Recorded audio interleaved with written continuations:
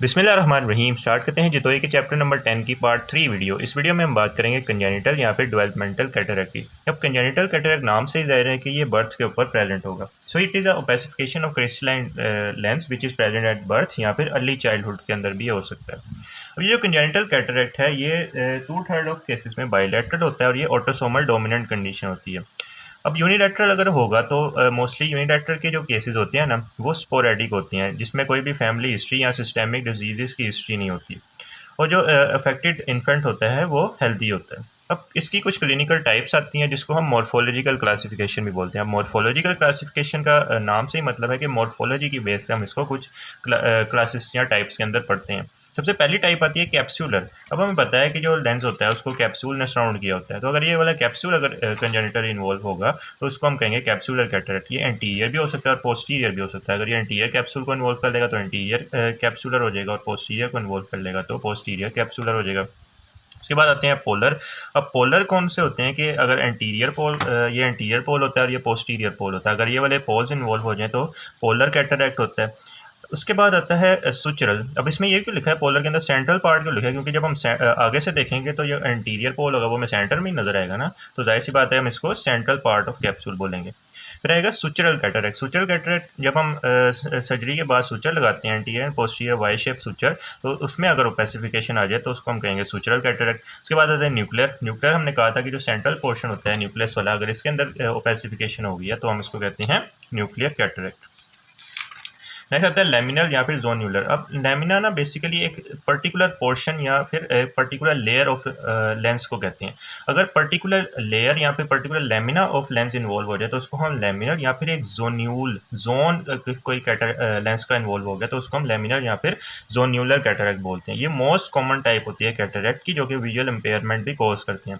अब इस इमेज में हमें दिखाया गया लेमिनर कैटरेक्ट। इसमें देखो तो ये वाला जो पोर्शन है ये हम सामने से देख रहे हैं, ये वाला पोर्शन इन्वॉल्व हुआ है इसमें, यानी ये कैटरेक्ट वाला जोन है या फिर लेमिना है कैटरेक्ट वाला। अब इसके अराउंड देखो तो हमारे पास ये ट्रांसपेरेंट लेंस का एरिया है और इसके अंदर वाली साइड पर देखो तो क्लियर लेंस फाइबर्स हमें नज़र आ रहे हैं।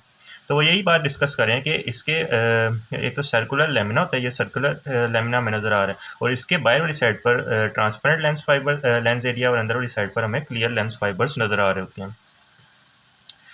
अब ये रिज़ल्ट कब होता है, जब हमारे पास कोई भी डेवलपमेंटली लेंस फाइबर्स की इंसल्ट हो जाए या फिर फीटल डेवलपमेंट के दौरान कोई भी अगर डेवलपिंग जो लेंस फाइबर है उनको कोई भी डैमेज मिल जाए तो उस कंडीशन में ये डेवलप होती है ये लेमिनर जोन्यूलर कैटरेक्ट की कंडीशन। ये भी यूजुअली बायलैटरल होती है और ये ऑटोसोमल डोमिनेंट होती है और ये एसोसिएटेड होती है विद मेटाबॉलिक डिसऑर्डर और इंट्रा यूट्राइन इन्फेक्शंस के साथ भी एसोसिएटेड होती है। इनकी अभी हम कॉजेज़ को डिटेल से भी पढ़ेंगे। नेक्स्ट कंडीशन आती है सेंट्रल ऑयल ड्रॉपलेट कैटरेक्ट। अब ये central oil droplet cataract basically ना करेक्टरिस्टिक होती है ग्लैक्टोसीमिया की। अब ग्लैक्टोसीमिया एक ऐसी कंडीशन होती है जिसमें हम ग्लैक्टोज को यूज़ नहीं कर सकते as a glucose source, glucose के सोर्स के तौर पर हम ग्लैक्टोज को यूज़ नहीं कर सकते। तो जो ग्लैक्टोज होता है ना वो एक अपने बाय प्रोडक्ट के अंदर कन्वर्ट होने लग जाता है, जिसको हम कहते हैं ग्लैक्टिटोल। ग्लैक्टिटोल के अंदर ये कन्वर्ट होने लग जाता है और ये जो ग्लैक्टिटोल होता है ना ये अल्टीमेटली आकर लेंस के अंदर एक्यूमुलेट होने लग जाता है और ये हमारे पास जो न्यूक्लियस और जो डीप कॉर्टेक्स वाला रीजन है ना उसके अंदर ओपेसिफिकेशन कॉज करवाता है। अब जब ये ओपेसिफिकेशन कॉज करवाता है तो उसकी जो अपीयरेंस आती है वो सेंट्रल ऑयल ड्रॉपलेट, क्योंकि ये न्यूक्लियस और डीप कॉर्टेक्स को इन्वॉल्व कर रहा है। न्यूक्लियस और डीप कॉर्टेक्स, यानी कॉर्टेक्स अगर इन्वॉल्व करेगा तो न्यूक्लियस के साथ ये वाला जो कॉर्टेक्स है इसको ये इन्वॉल्व करेगा, तो इसकी वजह से जो अपीयरेंस आती है इसको हम कहते हैं central oil droplet cataract. Next आती है क्रोनरी कैटरेक्ट, इसको हम सुप्रा न्यूक्लियर बोलते हैं। अब इसके अंदर ना एक क्लासिकल अपीयरेंस आती है कि इस ये वाला जो कैटरेक्ट होता है ना वो न्यूक्लियस को लाइक अ क्राउन इसको सराउंड कर रहा होता है। यहाँ पर देखो ना तो ये न्यूक्लियस है, इसको ये लाइक अ क्राउन ये सराउंड कर रहा होता है सुप्रा न्यूक्लियर या फिर कॉर्टिकल क्रोनरी कैटरेक्ट। नेक्स्ट आता है पंक्टेट या फिर ब्लू डॉट कैटरेक्ट। अब इसके अंदर क्या होता है कि मल्टीपल ब्लू डॉट्स से हमें कैटरेक्ट के तौर पर नज़र आ रहे होते हैं, मल्टीपल ब्लू डॉट्स नज़र आ रहे होते हैं और ये ज़्यादातर विजन को इफेक्ट नहीं कर रहा होता है। नेक्स्ट आता है मेम्ब्रेनस कैटरेक्ट। अब मेम्ब्रेनस कैटरेक्ट नाम से ही जाहिर है कि इसके अंदर क्या होगा कि जो होल लेंस का मटेरियल है वो कम्प्लीटली एब्जॉर्ब हो जाएगा, खाली हमारे पास एक थिन सी मेम्ब्रेन रह जाएगी, तो इसीलिए हम इसको मेम्ब्रेनस कैटरेक्ट बोलते हैं। फिर आता है कंप्लीट कैटरेक्ट। अगर होल हमारे पास न्यूक्लियर कैटरेक्ट भी इन्वॉल्व हो गया है तो हम इसको कहते हैं कंप्लीट कैटरेक्ट। तो ये कुछ इसकी टाइप्स होती हैं। नेक्स्ट एटियोलॉजी की बात करें तो कुछ मैटरनल कॉजेज होती हैं, कुछ फीटल कॉजेज होती हैं और कुछ अननोन कॉजेज होती हैं। सबसे पहले मैटरनल कॉजेज की बात करें तो मैटरनल अगर इन्फेक्शन है, फॉर एग्जांपल कंजेनिटल रूबेला की कंडीशन है, कंजेनिटल रूबेला ये वाला जो वायरस होता है ये हमारे लेंस की डेवलपमेंट के साथ इंटरफेयर करता है। तो इस कंडीशन में कंजेनिटल कैटरैक्ट हो सकता है, या फिर इंट्रायूट्राइन हाइपोक्सिया या फिर प्लेसेंटल इनसफिशिएंसी की कंडीशन हो गया। फॉर एग्जांपल जो प्री एक्लम्सिया या फिर एक्लम्सिया के पेशेंट्स होती हैं उनमें ये हमारे पास कंजेनिटल कैटरैक्ट उनके बेबी के अंदर हमें नज़र आता है। नेक्स्ट रेडिएशन, रेडिएशन अगर हमारे पास एक्सरे गैमा या बीटा रेज होती हैं ये भी लेंस की डेवलपमेंट के साथ इंटरफेयर करती हैं। अगर जो मदर है वो अपने इंट्रायूट्राइन लाइफ में अगर बेबी को एक्सपोजर दे दे एक्सरे गैमा या बीटा रेज से तो उससे भी लेंस फाइबर्स की डेवलपमेंट इफेक्ट हो सकती है। नेक्स्ट ड्रग्स में कॉर्टिकोस्टेरॉइड्स जो होती हैं ना वो अगर कोई मदर यूज़ कर रही है तो वो भी क्या करते हैं कि ये प्लेसेंटल बैरियर को क्रॉस करके फीटस में चले जाते हैं।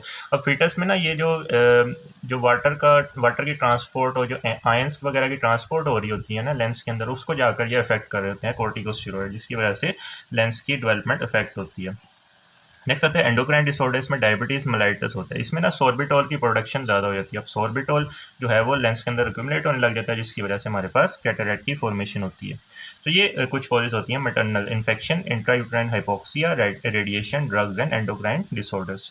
नेक्स्ट कुछ फीटल कॉजेज भी होती हैं कि फीटस एक तो हेरिडिटरी लेकर आ गया हमारे पास लेकर आ गया, फॉर एग्जांपल ऑटोसोमल डोमिनेंट के कंडीशन में, लेकिन ये ऑटोसोमल रिसेसिव और एक्स लिंक भी हो सकता है। ज़्यादातर केसेस में ऑटोसोमल डोमिनेंट हमें नजर आता है। इसके अलावा कुछ क्रोमोसोमल डिसऑर्डर्स होते हैं, फॉर एग्जांपल ट्राइसोमी 21 या जिसको हम डाउन सिंड्रोम कहते हैं उसमें हमें कंजेनिटल कैटरैक्ट नजर आता है। इसके अलावा ऑक्यूलर एनोमलीज, फॉर एग्जांपल अगर किसी का आइरिस डेवलप नहीं होता जिसको हम आइनोरिडिया बोलते हैं उसमें हो सकता है। इसके अलावा एक कंडीशन आती है परसिस्टेंट हाइपरप्लास्टिक प्राइमरी विट्रस। अब ये क्या होता है कि जब हम लेंस की डेवलपमेंट पढ़ते हैं ना तो उसमें लेंस की डेवलपमेंट के लिए ना एक एम्ब्रियोनिक लाइफ में एक आर्टरी आती है जिसको हम कहते हैं हाइलॉइड आर्टरी।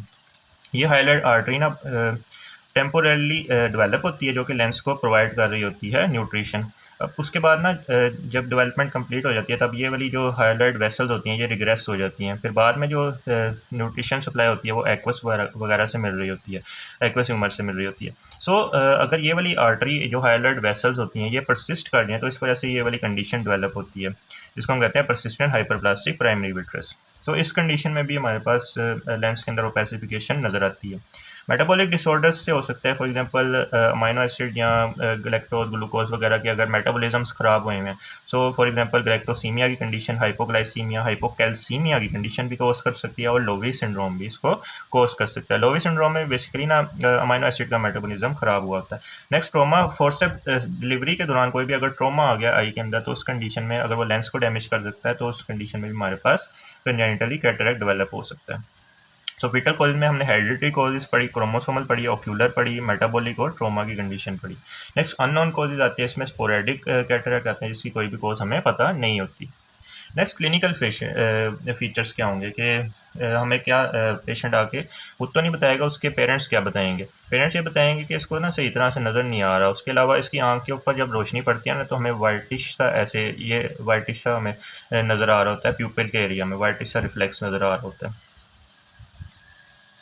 जो कि नॉर्मली हमें रेड कलर का नज़र आना चाहिए। उसके अलावा ना उसकी आइज़ की मूवमेंट भी ना एबनॉर्मल सी होती हैं, यानी उसके अंदर एक तो स्क्विंट प्रेजेंट होता है। स्क्विंट ये होता है कि जो आई बॉल्स हैं वो आइज़ जो हैं वो डेविएटेड पोजीशन में होती हैं। नॉर्मली ये ना कन्वर्ज अंदर की तरफ कन्वर्ज हुए हुए हमें नज़र आ रहे होते हैं ये आई बॉल्स। उसके अलावा वो कहते हैं कि निस्टैग्मस होता है, यानी जो ऑसिलेटरी इरेगुलर सी ना इन्वोल्यूशनल या फिर इन्वोलेंट्री या फिर ऑसिलेटरी मूवमेंट्स हमें नज़र आ रही होती हैं जो कि पेशेंट के अपने कंट्रोल में नहीं होती। अब इसमें विजन भी रिड्यूस होगा। लिकोकोरिया हम इसी वाइटिश प्यूपिलरी रिफ्लेक्स को बोलते हैं। सो वाइटिश प्यूपिलरी रिफ्लेक्स यहाँ पे लिकोकोरिया नज़र आएगा। उसके अलावा स्क्विंट नज़र आएगा कि जो कन्वर्जेंट हमें नज़र आता है ना स्क्विंट वो बेसिकली हमें नज़र आ रहा होता है। दोनों जो आई बॉल्स हैं वो मीडियली डेविएट हुए होते हैं। नेक्स्ट निस्टैग्मस, हमने कहा कि निस्टैग्मस नज़र आएगा कि इनवोलेंट्री हमारे पास ऑसिलेटरी मूवमेंट्स नज़र आएंगी आइस के अंदर। इसके अलावा स्लिट लैम्प एग्जामिनेशन पे हमें टाइप ऑफ कैटरैक्ट नज़र आएगा कि इनमें से कोई भी टाइप हो सकती है इस कैटरैक्ट की। नेक्स्ट डिफरेंशियल डायग्नोसिस क्या होते हैं लिकोकोरिया के, ये एग्जामिनेशन पॉइंट ऑफ व्यू से भी इंपॉर्टेंट है कि वाइटिश जो प्यूपिलरी रिफ्लेक्स हमें नज़र आ रहा है इसके क्या क्या डिफरेंशियल डायग्नोसिस हो सकते हैं। अब कोई भी कॉर्निया के अंदर अगर ओपेसिटी है तो जाहिर सी बात है, सॉरी लेंस के अंदर ओपेसिटी है तो हमें ये वाइटिश सा रिफ्लेक्स नज़र आएगा। अब कुछ और भी कंडीशन होती है जिसमें हमें ये वाइटिश सा रिफ्लेक्स नज़र आ रहा होता है। कौन कौन सी ऐसी कंडीशन होती है? एक तो वही सबसे पहले कंजेनिटल कैटरैक्ट हो गया। दूसरी कंडीशन आती है रेटिनोब्लास्टोमा। ये कंजेनिटल ट्यूमर होता है रेटिना का, जो कि मलिग्नेंट कंडीशन होती है और ये ब्लाइंडिंग भी कॉज करवा सकती है। तो इसको भी हम एज अ डिफरेंशियल डायग्नोसिस ले रहे होते हैं कंजेनिटल कैटरैक्ट में। इसके बाद एक कंडीशन आती है जिसको हम कहते हैं रेट्रोलेंटन फाइब्रोप्लेजिया।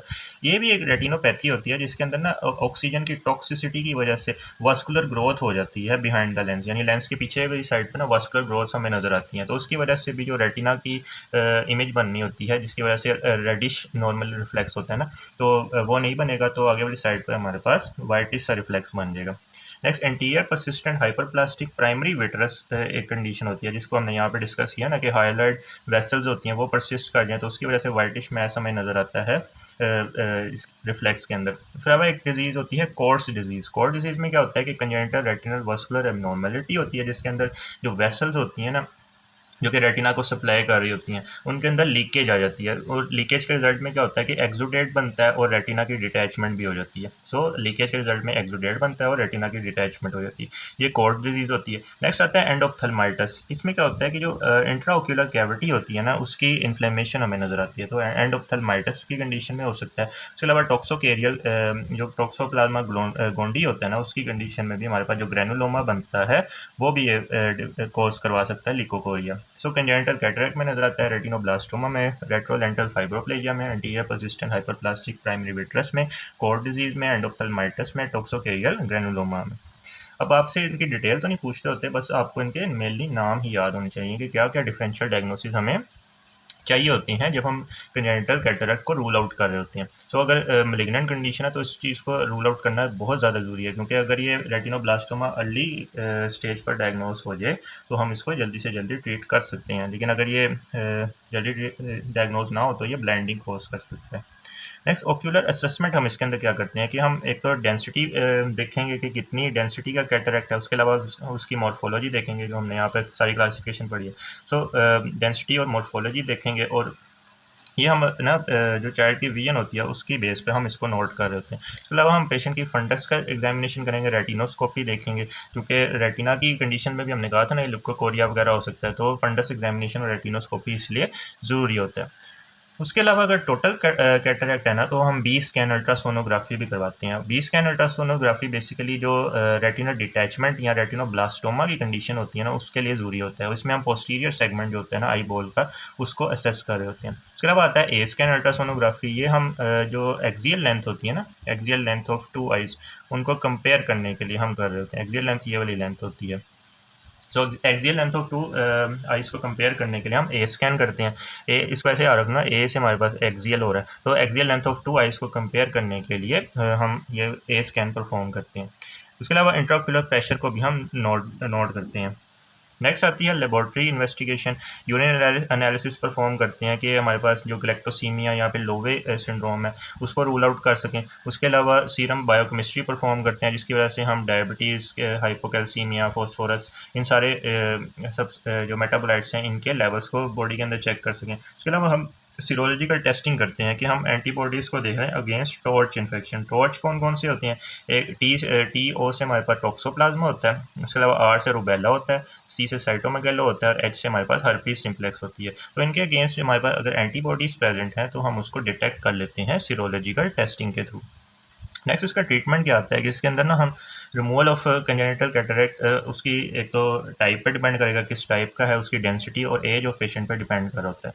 इसके अंदर हम बेसिकली दो टेक्निक्स को यूज़ कर रहे होते हैं। एक होता है लेंस एस्पायरेशन स्टेप्स, जो हम लेंस को निकाल देते हैं और इंट्राओक्यूलर लेंस जो होते हैं वो इम्प्लांट कर देते हैं। अब इसमें सबसे पहले क्या करते हैं कि पेशेंट को जनरल एनेस्थीसिया देते हैं, जनरल मतलब थ्रू आउट द बॉडी उसको हम एनेस्थीसिया प्रोवाइड कर देते हैं। उसके अलावा कॉर्नियोस्क्लेरल इंसिजन देते हैं, यानी जो कॉर्निया स्क्लेरा का जंक्शन होता है ना, जहाँ पर कॉर्निया स्क्लेरा का जंक्शन, यहाँ पे हम इंसिजन देते हैं, यानी हम यहाँ से जो कॉर्निया स्क्लेरा जंक्शन होता है वहाँ से एंटीरियर कैप्सूल जो होता है उसके अंदर एक होल क्रिएट करते हैं जिसको हम कहते हैं एंटीरियर कैप्सुलोटोमी या फिर कैप्सुलोरेक्सिस करते हैं। फिर हम जो सॉफ्ट लेंस के अंदर जो मटेरियल है उसको एस्पायर करते हैं और इरिगेशन प्रोवाइड करते हैं।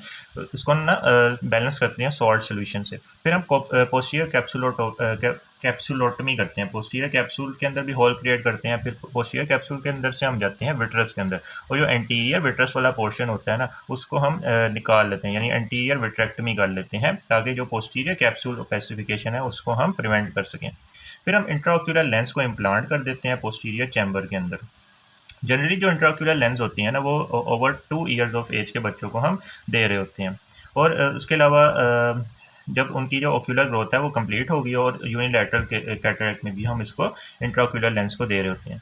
नेक्स्ट आता है लेंजेक्टमी। लेंजेक्टमी नाम से ही ज़ाहिर है कि ये ऐसा प्रोसीजर होता है जिसमें हम इंटायर लेंस को ही रिमूव कर लेते हैं एंटीरियर विट्रस के समेत, यानी जो विट्रस होता है एंटीरियर पोर्शन ऑफ विट्रस उसको भी रिमूव कर लेते हैं और इंटायर लेंस को भी रिमूव कर लेते हैं। अब इसमें एक इंपॉर्टेंट बात आती है कि हम पार्ट्स प्लाना के थ्रू कर रहे होते हैं। पार्ट्स प्लाना के थ्रू क्यों कर रहे होते हैं? क्योंकि जब हम सीधी बॉडी का स्ट्रक्चर देखते हैं ना तो हम कहते हैं कि आगे वाली साइड पर पार्ट्स प्लाइकेटा प्रेजेंट है जिसके अंदर वेसल्स वगैरह भी होती हैं, और पीछे वाली साइड पर पार्ट्स प्लाना मौजूद है। अब ये जो पार्ट्स प्लाना होता है ना ये ए वस्कुलर स्ट्रक्चर होता है। ए वस्कुलर होने का ये फ़ायदा होता है कि इसके थ्रू जब हम जाते हैं ना पोस्टीरियर सेगमेंट में तो कोई भी ब्लीडिंग वगैरह नहीं होती। सो पार्ट्स प्लाना के थ्रू हम इसके अंदर जा रहे होते हैं। अब ये जो लेंजेक्टमी है ये एक तो special cases of congenital cataract में इंडिकेटेड होती है। उसके अलावा कोई भी क्रोनिक एंटीरियर यूवियाइटिस हो कैटरेक्ट के बाद उसमें होती है। उसके अलावा एक्टोपिया लेंटिस में होती है। सब लेग्जेटेड लेंस में भी हम इसको परफॉर्म कर रहे होते हैं। नेक्स्ट बात करें तो पोस्ट ऑपरेटिव कॉम्प्लिकेशन क्या होती है कि ये वाले हमने ऑपरेशन परफॉर्म किया तो उसके बाद क्या क्या कॉम्प्लिकेशन आ सकती हैं। अब पोस्टीरियर कैप्सूल में ओपेसिफिकेशन हो सकती है। अब ये क्यों होगी? क्योंकि प्रोलिफरेशन हो जाएगी लेंस की एपिथेलियम की, उसकी वजह से पोस्टीरियर कैप्सूल में ओपेसिफिकेशन होती है। इसको प्रिवेंट करने के लिए हमने कहा था ना कि हम एंटीरियर विट्रस को भी निकालते हैं। यहाँ पे हमने कहा था कि पोस्टीरियर कैप्सूलोटमी के बाद हम एंटीरियर विट्रेक्टमी करते हैं जिसकी वजह से ताकि हम प्रिवेंट कर लें जो पोस्टीरियर कैप्सूल ओपेसिफिकेशन है उसको। नेक्स्ट सेकेंडरी मेम्ब्रेन बन सकती है जो कि क्रॉस कर रही होती है प्यूपिल को। उसके अलावा सेकेंडरी ग्लोकोमा की कंडीशन भी डेवलप हो सकती है। नेक्स्ट विजुअल रिहेबिलिटेशन, हम जो बच्चा है उसकी देखने की सलाहियत को कैसे ठीक करेंगे? हम उसको स्पेक्टिकल्स देंगे, ठीक है। उसके अलावा उसको कॉन्टैक्ट लेंसेज देंगे, और ये बेटर होता है जब यूनिलैटरल ए फेक किया हो, यानी यूनिलैटरली एक साइड पे लेंस प्रेजेंट ना हो। उसके अलावा इंट्राक्यूलर इम्प्लांटेशन भी हम करते हैं जब चिल्ड्रन की एज हमारे पास 2 ईयर्स से ज़्यादा होती है। तो इस तरह से हम विजुअल रिहेबिलिटेशन करते हैं। नेक्स्ट पार्ट में हम एक्वायर्ड कैटरेक्ट को समझेंगे। If you like this video then kindly share with your friends and subscribe to my channel.